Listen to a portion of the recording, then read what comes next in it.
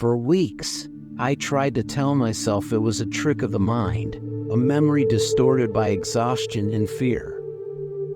But as the days passed, sleep became elusive, and memories crept in like dark tendrils, refusing to let me go.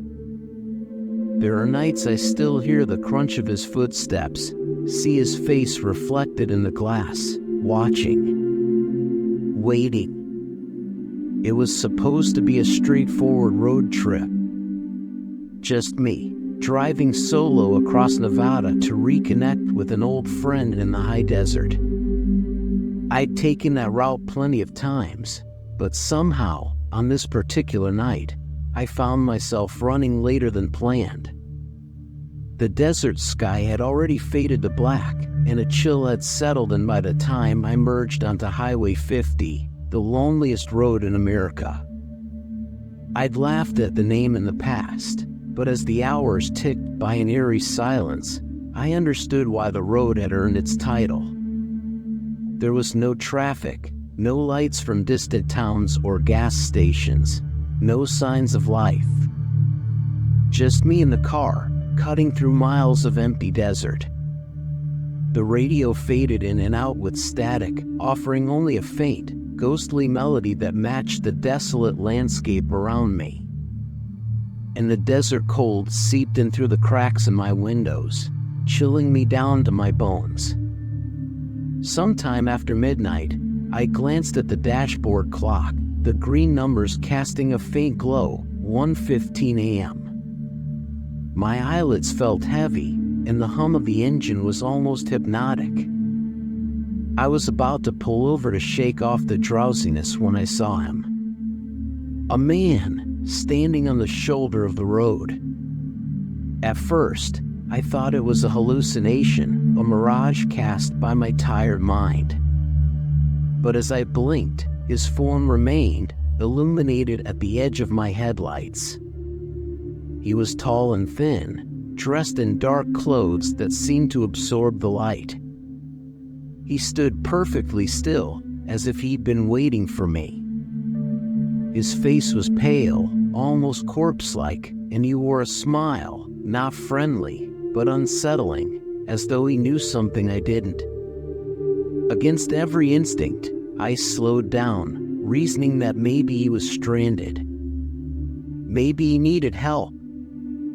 Who would stand alone out here, miles from anything, in the dead of night? I rolled the window down slightly, enough to be heard, but not enough to invite him in. My fingers hovered over the button, ready to roll it up again at the slightest provocation. "You need a hand?" I called out, trying to sound casual. For a moment, he just stared, his unblinking eyes fixed on mine. His smile didn't waver. The silence stretched, cold and thick, until finally, he spoke in a voice that was flat and unnervingly calm. "I need a ride." It wasn't a request. It was a statement, spoken with an unsettling certainty that lodged itself like a splinter in my mind. The way he said it made me feel like I'd already agreed. I forced a chuckle, my nerves creeping into my voice. "Sorry, I'm headed the other way. Hope you find help." But he didn't move. He didn't even blink. Instead, his smile widened, just a fraction, and he took a step closer to the car.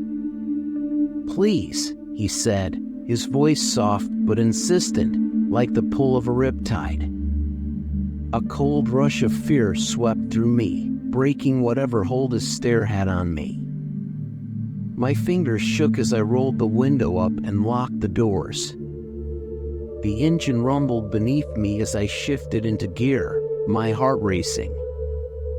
I tried to tell myself it was just paranoia, but every instinct screamed that something was wrong.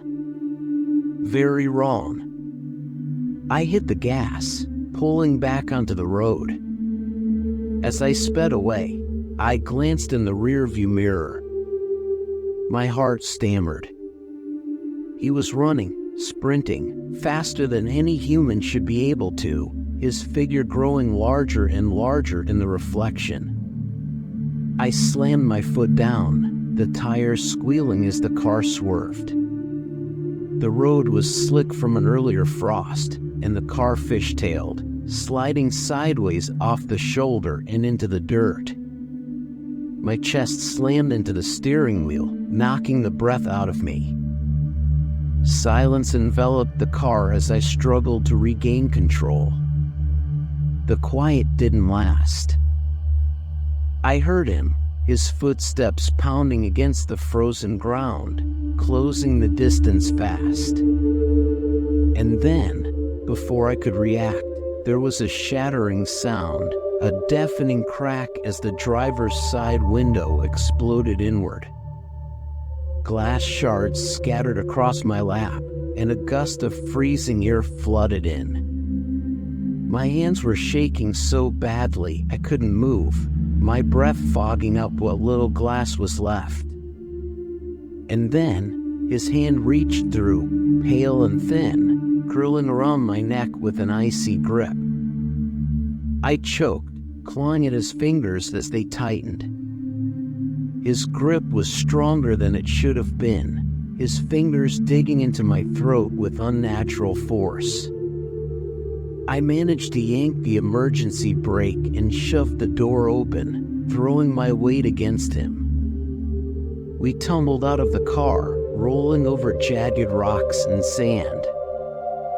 He landed on top of me, his face inches from mine, his cold breath mingling with mine as I gasped for air.